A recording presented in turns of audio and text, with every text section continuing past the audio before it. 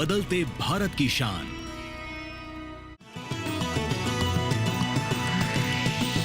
DD किसान, बदलते भारत की शान।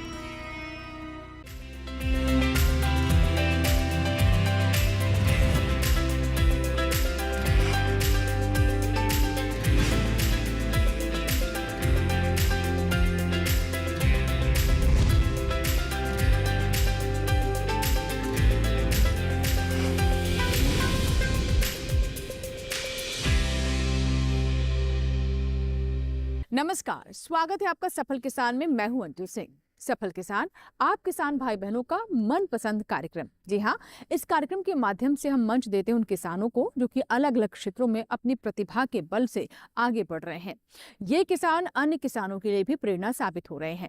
जी हाँ, देश के कोने कोने से इन प्रतिभाओं को हम चुनकर लेकर आते हैं जो कि कृषि स्टार्टअप, पशुपालन या फिर कहें कि खेती में नए नए प्रयोग करने के लिए जाने जा रहे हैं। इन्होंने अपनी मेहनत के बल पर अपना नाम स्थापित किया है और दूसरे लोगों के लिए भी एक नई राह खोली है। आज के जो हमारे सफल किसान हैं वो है ओमवीर सिंह नागर, जो कि गौतम बुद्ध नगर से संबंध रखते हैं। जी हाँ, नोएडा के गौतम बुद्ध नगर में वो जैविक खेती करते हैं और साथ ही साथ डेयरी का भी व्यवसाय करते हैं। इन दोनों ही क्षेत्रों में इन्होंने महारत हासिल की है और सफलता की सीढ़ी लगातार चढ़ते जा रहे हैं। आज के समय में अन्य किसानों को भी रोजगार दे रहे हैं, उन्हें भी प्रोत्साहित कर रहे हैं। तो चलिए शुरुआत करते हैं आज के सफल किसान की और देखते हैं आज की सफलता की कहानी।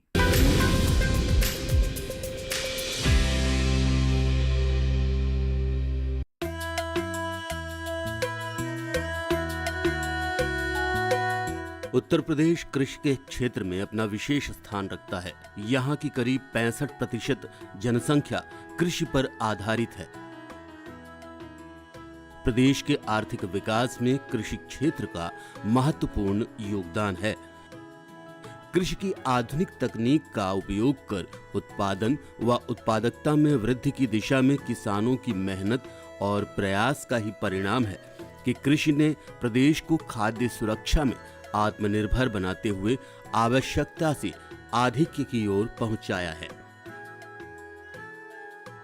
वहीं किसान अब खेती की लागत में कमी लाने के प्रयास कर रहे हैं और इसके लिए जैविक और प्राकृतिक खेती को अपना रहे हैं। ऐसे ही एक सफल किसान हैं ओमवीर नागर, जो पिछले करीब 20 सालों से अपने खेत में जैविक खेती कर रहे हैं। हालांकि ओमवीर भी बाकी किसानों की तरह पहले रासायनिक खेती करके फसल उत्पादन लेते थे, लेकिन खेती में आ रहे व्यय को कम करने और अच्छी सेहत की चाह ने उन्हें जैविक खेती का विकल्प सुझाया। इसके लिए उन्होंने पशुपालन शुरू किया, जिससे खेती के लिए खाद और जैविक कीटनाशक बनाए जा सके। पहले हम रासायनिक खेती करते थे। रासायनिक खेती के करते हुए फिर हमने जो अपने कृषि विज्ञान केंद्र के डॉक्टरों से मिले, वहाँ से हमने जैविक खेती की शुरुआत की।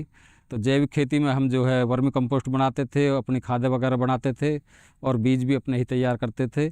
तो कृषि विज्ञान केंद्र से काफ़ी जानकारी लेकर के हमने जैविक खेती स्टार्ट की और उसमें जो हम अपनी दाल, सब्जी और चावल, गेहूँ सारे आइटम तैयार करते थे और उनको अपना उत्पादन करते थे। ओमवीर पशुपालन के साथ साथ नस्ल सुधार पर भी काम कर रहे हैं, जिससे देसी नस्लों का संरक्षण और संवर्धन दोनों हो सके। इसके लिए वो अपने पशुओं को जैविक रूप से तैयार किया गया चारा खिलाते हैं। पशु को कितना हरा चारा देना है, कितना सूखा चारा, ओमवीर इस बात का विशेष ध्यान रखते हैं। साथ ही उनकी गौशाला में मौसम के अनुरूप बदलाव किए जाते हैं। पशुशाला के फर्श को भी कच्चा रखा गया है ताकि पशु को उठने बैठने में परेशानी ना हो। इतने सेवा भाव का ही नतीजा है कि कृषि मेलों में उनके पशु विजयी होकर लौट कर आते हैं। ओमवीर ने मवेशी पालने और उनके उत्पादों को अपनी आमदनी का जरिया इसलिए बनाया कि उनके पूर्वज खेतीहर किसान थे। ओमवीर भी खेती को अच्छी तरह समझते थे। उन्हें मालूम था कि खेती और पशुपालन को अगर ठीक से व्यवस्थित कर लिया गया तो घर बैठे नौकरी से कहीं अधिक लाभ लिया जा सकता है। सफल किसान ओमवीर एक साधारण किसान परिवार से ताल्लुकात रखते हैं। करीब 20 साल पहले ये भी पैदावार बढ़ाने के लिए यूरिया, डाई, पोटाश का सहारा लेते थे। फिर अपने जिले के कृषि विज्ञान केंद्र के संपर्क में आए और उन्हें वहां पता चला कि रासायनिक खेती मानव जीवन के लिए कितना खतरनाक होती है। इस जानकारी के बाद ओमवीर ने जैविक खेती करने का मन बनाया। ओमवीर नागर जी की मेहनत और लगन में 4 चांद तब लगा जब जिले के कृषि विज्ञान केंद्र के डॉक्टर घनश्याम ने उन्हें खेती के साथ साथ डेयरी फार्मिंग की सलाह दी और पशुपालन में सहयोग किया। और आज एक सफल किसान, एक सफल कारोबारी बन गए हैं। ओमवीर मानते हैं कि कारोबार के लिए पशुपालन बेहतर है, लेकिन जिनके पास खेती है, अगर वो डेयरी फार्मिंग को व्यवसाय के रूप में अपनाएं तो उनका उत्पाद सोने पर सुहागे का काम करेगा।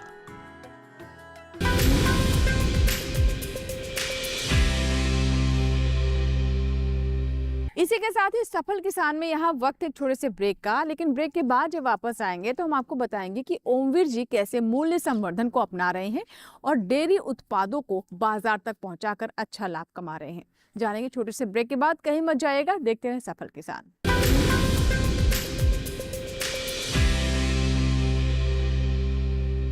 बेमौसम बारिश, आंधी और तूफान की चिंता भूल जाओ, फसल बीमा कराओ, सुरक्षा कवच पाओ। प्राकृतिक आपदा हो या कोई दुर्घटना, उसकी चिंता से भी मुक्ति पाओ।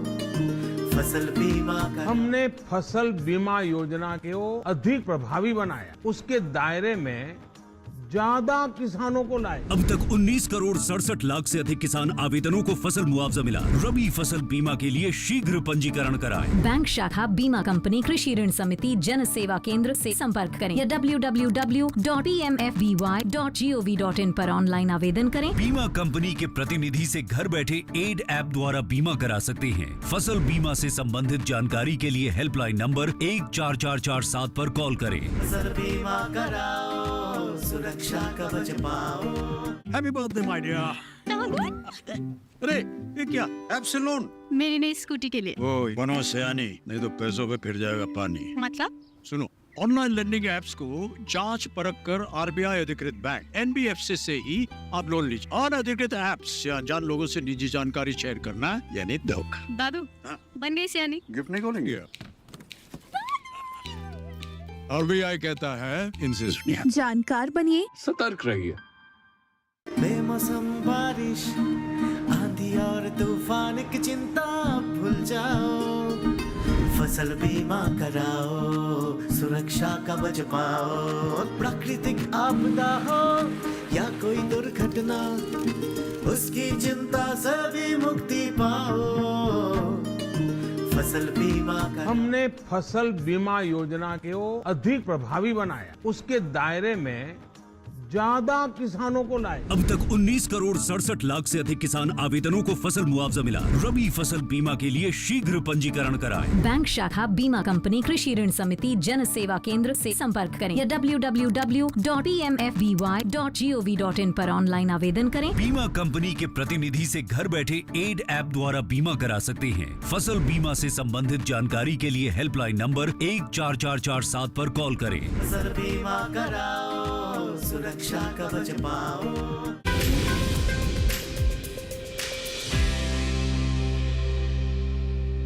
ब्रेक के बाद एक बार फिर आपका स्वागत है। आप देख रहे हैं सफल किसान। आज के हमारे सफल किसान हैं उत्तर प्रदेश के गौतम बुद्ध नगर से संबंध रखने वाले ओमवीर नागर जी, जो कि जैविक खेती करते हैं और साथ ही साथ उनकी अपनी डेयरी भी है। ब्रेक से पहले हमने आपको बताया कि कैसे डेयरी व्यवसाय को वो आगे लेकर जा रहे हैं, लेकिन इसके साथ साथ वो अपनी आय को ज्यादा से ज्यादा बढ़ा सके, इसके लिए डेयरी उत्पादों में मूल्य संवर्धन भी कर रहे हैं। इससे न सिर्फ बाजार में नए नए विकल्प सामने आ रहे हैं, बल्कि उनकी आय में भी वृद्धि हो रही है। आइए जानते हैं कि कैसे वो मूल्य संवर्धन कर रहे हैं और कौन कौन से उत्पाद अपनी डेयरी में तैयार कर रहे हैं। चलते हैं उनकी डेयरी की ओर।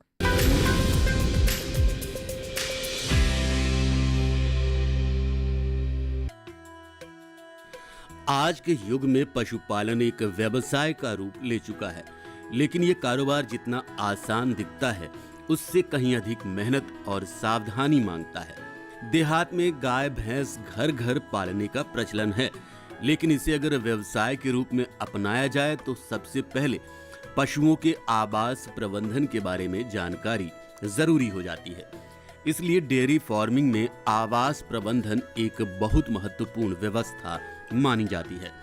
आवास प्रबंधन दो तरह से किए जाते हैं, हेड टू हेड और टेल टू टेल। इसका मतलब है कि एक ही चराई में पशु अगर दोनों तरफ से चारा खाते हैं तो उसे हेड टू हेड सिस्टम कहते हैं। दोनों तरफ के पशुओं के पीछे खाली जगह होता है और नाले बने रहते हैं ताकि गोबर और मूत्र को आसानी से हटाया जा सके। ऐसी व्यवस्था इंटेंसिव सिस्टम में होती है। ओमवीर नागर के डेयरी में सारी सुविधाएं हैं।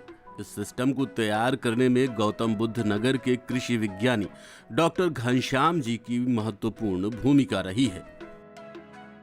हमारे यहाँ पे जो प्रशिक्षण का कार्य होता है कृषि विज्ञान केंद्र में, दो तरह के प्रशिक्षण है। किसानों के लिए प्रशिक्षण है, प्रसार कार्यकर्ताओं के लिए प्रशिक्षण है। इसके अलावा एम्प्लॉयमेंट जनरेशन, जो बेरोजगार युवक हैं, बेरोजगार युवक के लिए रोजगार परक प्रशिक्षण, जैसे कि हमने ओमवीर सिंह जी को दिया था काफ़ी समय पहले। और इसके अलावा ऑन फार्म ट्रायल्स और प्रथम पंक्ति प्रदर्शन हम किसानों के यहाँ करते हैं। डेयरी फार्मिंग का अहम हिस्सा चारा मैनेजमेंट को भी माना जाता है। पशुओं के लिए साल भर चारा की उत्तम व्यवस्था हो, इसके लिए हरा चारा की किस्में, नेपियर या हाथी घास, गिन्नी घास, चरी, बरसीम की खेती आवश्यक होती है। चरी की सभी पैदावारों के लिए पानी का होना आवश्यक है। इसके लिए ओमवीर ने सोलर पैनल का सिस्टम लगा रखा है।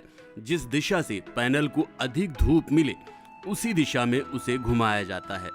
गर्मी के दिनों में पशुओं के आवास को ठंडा रखने के लिए बड़े पंखे भी चलाए जाते हैं। दुधारू पशुओं के लिए चारा के अलावा खली, चुन्नी, चोकर, सूखा चारा और गेहूं, जौ, ज्वार, बाजरा से बनी दलिया की भरपूर आवश्यकता होती है, क्योंकि एक पशु अपने वजन का 1/10 हिस्सा चारा खाता है। अगर इस अनुपात को बरकरार नहीं रखा गया तो दूध का उत्पादन कम होने लगता है और डेयरी को घाटे में जाने की संभावना बढ़ जाती है। ओमवीर नागर ने इन सभी बारीकियों पर ध्यान दिया है, तभी उनकी डेयरी आज सफलता की ऊंचाइयों पर है। ओमवीर का मैनेजमेंट अपने जिले में ही नहीं बल्कि अन्य कई जिलों में भी चर्चित है।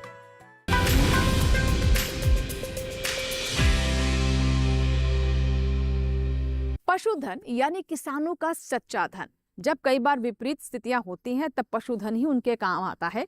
और ऐसे में हम खास तौर पर गौपालन की बात कहें तो कहना ही क्या, गाय हमारी माँ के समान है और इसीलिए हमें उसकी सेवा भी करनी चाहिए। हमारी संस्कृति का भी ये हिस्सा है और हमारी पौराणिक कथाओं में भी इसका जिक्र मिलता है। आइए अब आपको बताते हैं कि महाराष्ट्र गौ सेवा आयोग किस तरीके से इसको लेकर जागरूकता फैला रहा है और साथ ही साथ गौ सेवा के लिए विभिन्न तरह के प्रयास भी किए जा रहे हैं। वो स्वस्थ रहें, इसके लिए चलती फिरती एम्बुलेंस भी बनाई है। आइए जानते हैं कैसे।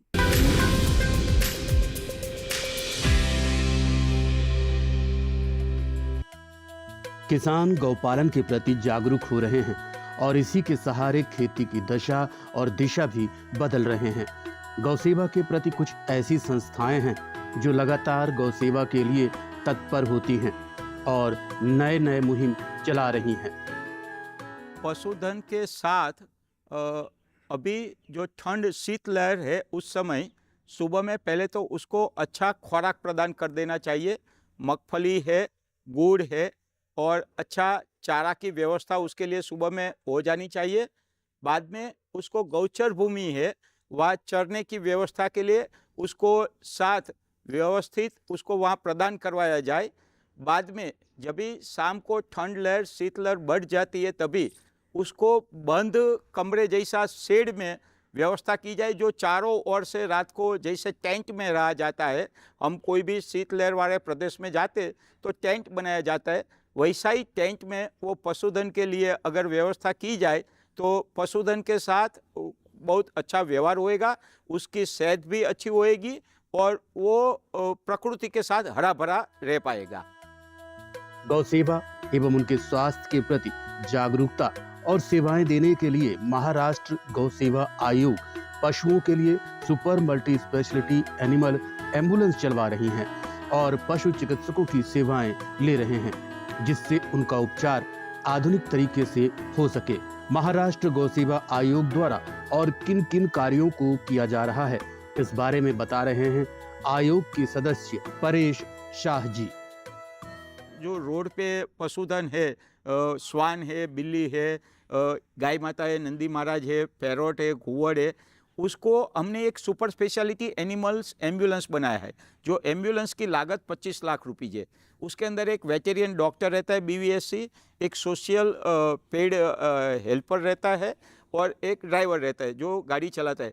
उसके अंदर OPD सेंटर रहता है। कोई भी घाव लगा है तो वहाँ पे छोटे पशुधन को वहाँ ट्रीटमेंट दिया जाता है, बड़े पशुधन रहता है तो उसको बाहर ट्रीटमेंट दिया जाता है। BVSC डॉक्टर रहता है, उसको घाव लगा है तो सिरिंज लगाया जाता है, अच्छी मेडिसिनें दी जाती है। वो हम चाहते हैं कि भारत सरकार की ओर से 1962 के अंतर्गत जो ये योजनाएं है वो हर एक स्टेट को उसका अमलीकरण करना चाहिए और वो क्षेत्र में जल्दी से जल्दी कार्यरत होना चाहिए।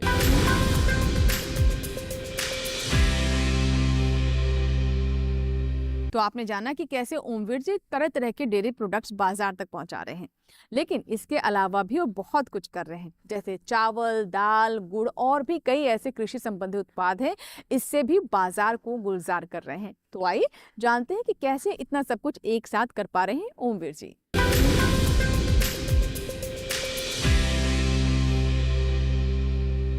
बेमौसम बारिश, आंधी और तूफान की चिंता भूल जाओ, फसल बीमा कराओ, सुरक्षा कवच पाओ। प्राकृतिक आपदा हो या कोई दुर्घटना, उसकी चिंता से भी मुक्ति पाओ।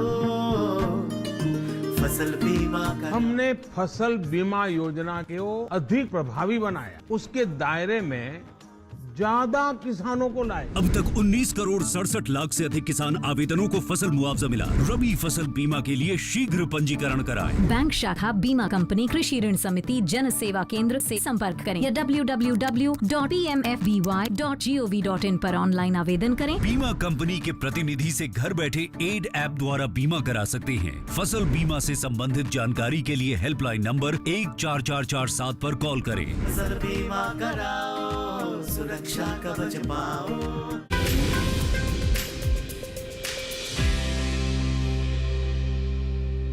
ब्रेक के बाद एक बार फिर आपका स्वागत है। आप देख रहे हैं सफल किसान। आज के हमारे सफल किसान हैं ओमवीर नागर जी, जो कि गौतम बुद्ध नगर से संबंध रखते हैं।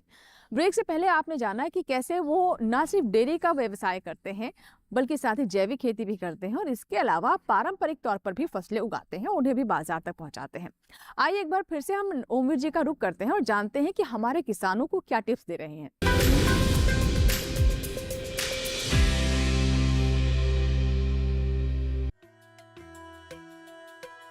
ये सोलर पैनल, ट्यूबवेल, ट्रैक्टर, यहाँ जो कुछ भी दिखाई दे रहा है सब ओमवीर नागर की मेहनत का फल है। ओमवीर ने अपने परिवार के सदस्यों के साथ जैविक खेती और डेयरी फार्म के बीच अच्छा सामंजस्य बैठाया है। NCIP संस्था से जुड़ने के बाद पहले 20 किसानों को अपने साथ जोड़ा, 20 एकड़ से जैविक खेती शुरू की। आज 1500 एकड़ में खेती कर रहे हैं और उनके साथ 1000 किसान इसका लाभ ले रहे हैं। ओमवीर आज DFO यानी किसानों का ग्रुप बनाकर काम कर रहे हैं और इस काम में उनकी पत्नी और बेटा अनुज नागर भी कंधे से कंधा मिलाकर साथ दे रहे हैं। चावल में हम बासमती धान उगाते हैं और बासमती के साथ साथ चावल में हमने जो NCIPM पूसा संस्था से जुड़ करके पहले 20 किसान थे, उससे IPM से जुड़े, फिर 20 किसान से अब 1000 किसान हैं और ये पहले 20 एकड़ से शुरुआत हो करके अब 1500 हेक्टेयर भूमि में IPM के द्वारा खेती हो रही है। तो इसमें हमारे द्वारा हम और किसानों को जोड़ करके हमने सभी किसानों को इसमें कई गांवों के 20-25 गांवों के किसानों को इसमें IPM में जोड़ा है और जैविक खेती में जोड़ा है। अब जैविक से भी और प्राकृतिक खेती पर हम कृषि विज्ञान केंद्र के सहयोग से प्राकृतिक खेती में आ गए हैं। उसमें हम जो जैविक में सूडोमोनास, ट्राइकोडर्मा, बवेरिया बेसियाना, जितने भी जैविक दवाई वगैरह थी वो लगाते थे। अब उनको भी कम करके हमने प्राकृतिक खेती पे आ गए हैं और उसमें गाय का ज़्यादा इस्तेमाल करते, गाय के पेशाब का इस्तेमाल करते, गाय के गोबर का इस्तेमाल करते हैं, गाय के से जीवामृत, घन जीवामृत सारी चीज़ बना करके अपने खेतों में यूज करते हैं। कारोबार का हर काम अगर सावधानी से किया जाए तो उन्नति को कोई रोक नहीं सकता। जब बाई प्रोडक्ट पर काम करने की बारी आई तो ओमवीर नागर ने पहले डिप्लोमा किया, करनाल हरियाणा के कृषि विज्ञान केंद्र से जानकारी ली, फिर दूध से अच्छे प्रोडक्ट्स बनाने का काम शुरू किया। दूध, दही, घी, मक्खन, खोया, पनीर अपने डेयरी फार्म में बनाने लगे। इसकी शुद्धता की गारंटी से लोग आकर्षित होने लगे। जो लोग एक बार इनके ऑर्गेनिक फूड, सब्जियों और दही, दूध, पनीर, खोया का इस्तेमाल कर लेते हैं, मुरीद हो जाते हैं, फिर कहीं नहीं जाते। ऐसा नहीं कि ओमवीर अपने किसी प्रोडक्ट को कम दामों पर बेचते हैं, जबकि उनकी पॉलिसी बिल्कुल स्पष्ट है, जैसा माल वैसा दाम। इनके कृषि और डेयरी फार्म पर खरीदारों का तांता लगा ही रहता है। सरसों तैयार करते हैं, सरसों से हम जो है उसको तेल निकलवाते हैं, तेल तैयार करके तेल बेचते हैं। 250 लीटर पीली सरसों का तेल हम बेचते हैं। गन्ने से गुड़ तैयार करते हैं और गुड़ को हम 50 रुपये केजी बेचते हैं। ये सभी आइटम हम जैविक तैयार करते हैं। दाल तैयार करते हैं, अपनी दाल खेत में उगा करके, फिर अपने घर पर छोटे उससे दल करके और उसको दो टुकड़ा बनाकर दाल के रूप में तैयार करके उसको फिर दाल को हम अपने 100 रुपये किलो, 125 रुपये किलो बेचते हैं। बासमती धान तैयार करते हैं, उसका चावल हम बासमती धान तैयार करते हैं, उसका चावल निकलवाते हैं और उस चावल को, ऑर्गेनिक चावल को हम अपने रेट से, जो बासमती 370 का उसको 150 रुपये किलो बेचते हैं, जो 11-21 का उसको 125 रुपये किलो बेचते हैं। तो और गेहूं से दलिया तैयार करते हैं, आटा तैयार करते हैं अपने घर पर ही, बाजरे का भी आटा तैयार करते हैं, मक्का का भी, जो भी उत्पाद हैं अपने वो हम तैयार करके उसके बाद उनको बिक्री करते हैं। नोएडा, ग्रेटर नोएडा, ऑनलाइन भी, और अपने कहीं मंडी में बाजार लगता है जैविक, उसमें बेचते हैं। गौतम बुद्ध नगर के पशुपालन विशेषज्ञ कुंवर घनश्याम ओमवीर को एक प्रगतिशील किसान मानते हैं। ओमवीर की आमदनी बढ़ाने के लिए उन्होंने चिलिंग प्लांट लगाने की सलाह दी और बोतल बंद दूध तैयार कराया। वर्मी कंपोस्ट खाद और गोमूत्र से घन जीवामृत, किण्विकृत मठा से जैविक खेती का सुझाव दिया। कि यहाँ पे वर्मी कंपोस्ट की यूनिट तैयार करा दी है और गौ आधारित प्राकृतिक खेती, उसमें गाय का ही सब कुछ रोल है। तो गाय के गोबर और पेशाब से जो खेती होती है हमारी, बाजार से हमें कुछ भी खरीद के नहीं अपने खेत में डालना होता है, तो वो हम गौ आधारित प्राकृतिक खेती की तरफ भी ले जा रहे हैं। गौ आधारित प्राकृतिक खेती में हमने इनसे घन जीवामृत ये और किण्विकृत मट्ठा, इसका उपयोग करते हुए अपनी फसलों से ज़्यादा जैविक उत्पाद कैसे लें, ऑर्गेनिक उत्पाद कैसे लें, प्राकृतिक उत्पाद कैसे लें, इन सब की जानकारी भी दी जा रही है।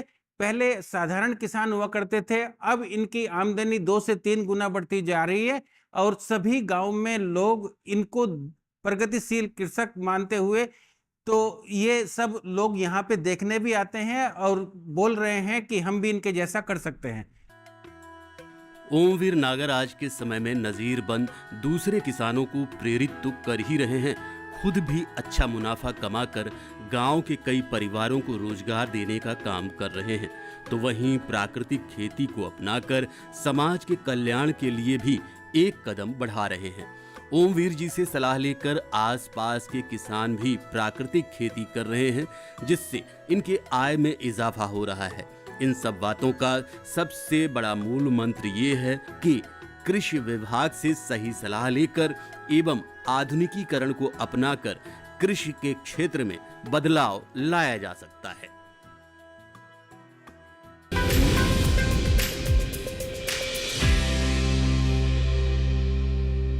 तो ये था हमारा आज का सफल किसान, जिसमें हमने जाना कि अगर आप सच्चे मन से मेहनत करते हैं तो सफलता जरूर मिलती है और हर एक क्षेत्र में सफलता की संभावनाएं हैं। बस जरूरत है कि उसे पहचानें और पूरी लगन, मेहनत और इच्छा शक्ति के साथ आगे बढ़ते रहें। हमें पूरी उम्मीद है कि आज की सफलता की कहानी से आप भी जरूर कुछ ना कुछ सीख लेंगे। इसी के साथ ही सफल किसान में फिलहाल इतना ही। अगर आपके कोई सुझाव है या फिर आप भी अपने आसपास किसी किसान की सफलता की कहानी देख रहे हैं, चाहते हैं उसे मंच मिले तो आप इसके बारे में हमें जरूर जानकारी दें। हमारा ईमेल आईडी है safalkisan@gmail.com। पत्र लिखने के लिए हमारा पता नोट कर ले। हमारा पता है सफल किसान, कमरा नंबर 77, CPC, दूरदर्शन, खेलगांव, नई दिल्ली 110049। आपके ईमेल्स और आपके पत्रों का हमें इंतजार रहेगा। सफल किसान के एक और एपिसोड में सफलता की कुछ और ऐसी गाथाओं के साथ फिर होगी आपसे मुलाकात। तब तक के लिए नमस्कार।